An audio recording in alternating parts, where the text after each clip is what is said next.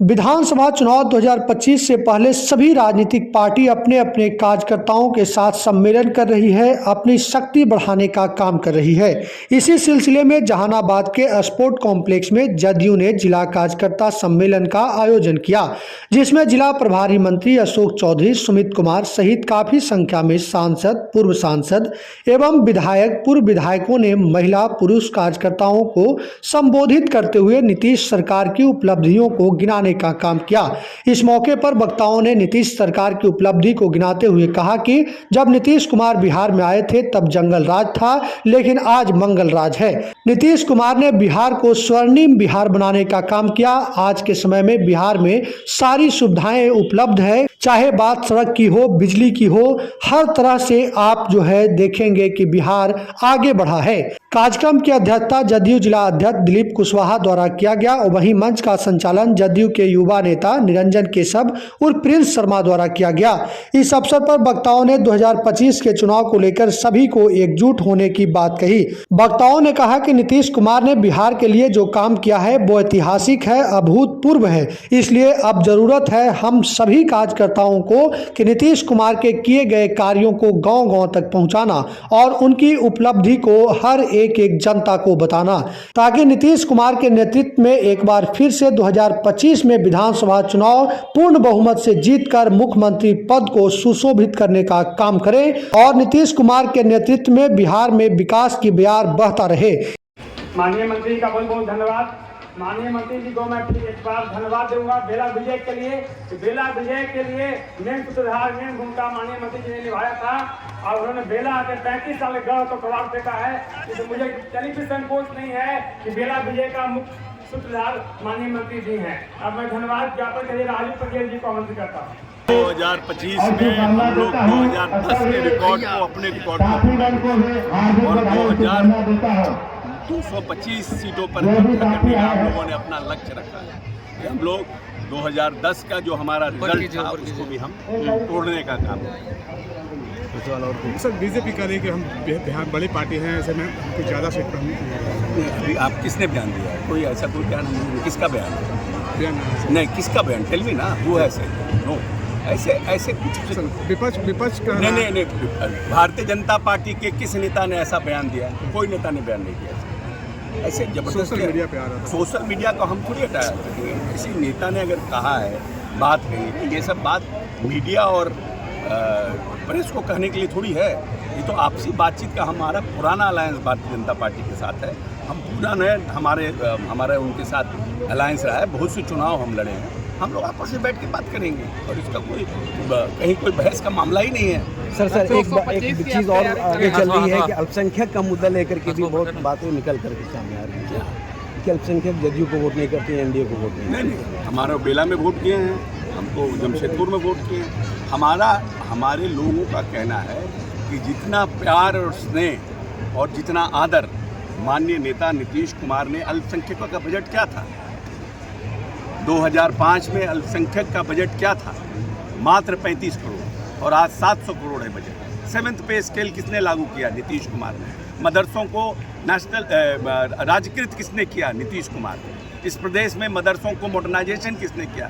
नीतीश कुमार ने। इस प्रदेश में अरबी उर्दू विश्वविद्यालय के लिए ज़मीन किसने दिया? नीतीश कुमार ने। इस प्रदेश में IAS BPSC की कोचिंग फ्री में हमारे बच्चे पढ़े, इसकी शुरुआत किसने की? नीतीश कुमार ने। कोई अल्पसंख्यक मुख्यमंत्री भी इस देश में अल्पसंख्यक कल्याण के लिए इतना काम नहीं किया जितना नीतीश कुमार ने बिहार के अल्पसंख्यकों के लिए किया। हम ये कहते हैं कि जितना प्यार, स्नेह, आदर, सम्मान हम आपको देते हैं, मेरा नेता आपको देता है, उतना स्नेह, प्यार, सम्मान आप भी हमको दीजिए। सर उपचुनाव में प्रशांत किशोर के सभी उम्मीदवारों को जो वोट आए, उसके बाद क्या लगता है कि बिहार में एक नया विकल्प का उत्पन्न होगा? एक नए विकल्प के रूप में प्रशांत किशोर स्थापित होंगे? क्या व्यापारी लोग के बारे में बात करते हैं? ये लोग तो राजनीतिक व्यापारी हैं। ये लोग कहाँ राजनीतिक? तेजस्वी यादव का कहना है बिहार सरकार के वरिष्ठ मंत्री, माननीय वरिष्ठ मंत्री और इस जिले के प्रभारी मंत्री डॉक्टर अशोक चौधरी जी को मैं आमंत्रित करता हूँ। अशोक चौधरी जिंदाबाद, अशोक चौधरी जिंदाबाद, जिंदाबाद, जिंदाबाद। साथियों, आपके प्यार और आशीर्वाद से माननीय नेता ने 2005 में इस प्रदेश की बागडोर संभालने का काम किया था।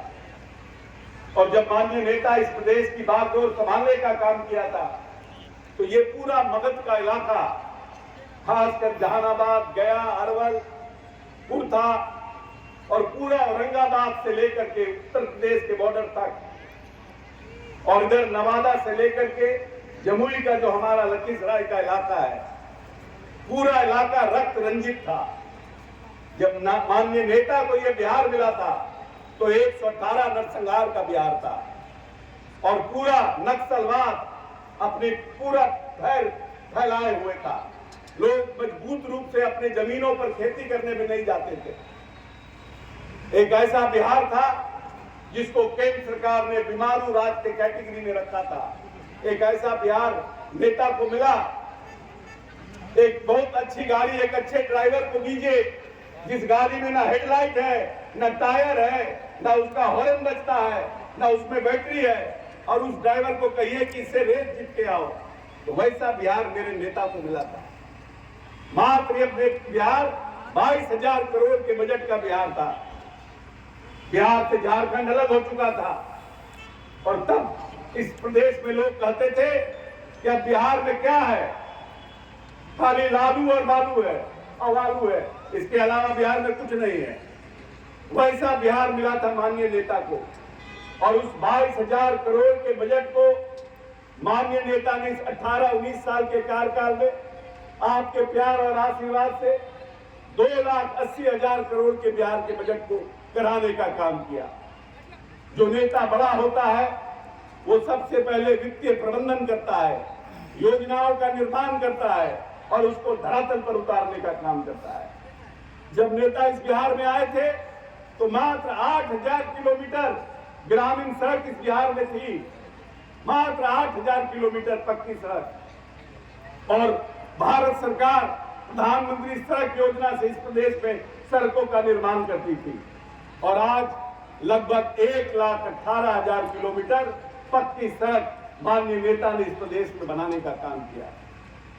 और सबसे पहले जब इस प्रदेश की बात संभाले तो 2007 में उन्होंने जिस तरह से प्रधानमंत्री सड़क योजना थी उस तरह से मुख्यमंत्री सड़क योजना की शुरुआत इस प्रदेश में की और उनको इस बात का एहसास था कि जब तक हमारे प्रदेश के किसानों का जो सुदूर इलाकों में जो उनकी उपलब्धि है, चाहे वो दूध हो, चाहे वो खेत में हमारी सब्जी हो, फल हो, धान हो, मक्का हो, दलहन हो, जब तक मुख्य बाजार में सही समय पर नहीं आएगा तब तक हम अपने किसानों की आमदनी को नहीं बढ़ा सकते हैं।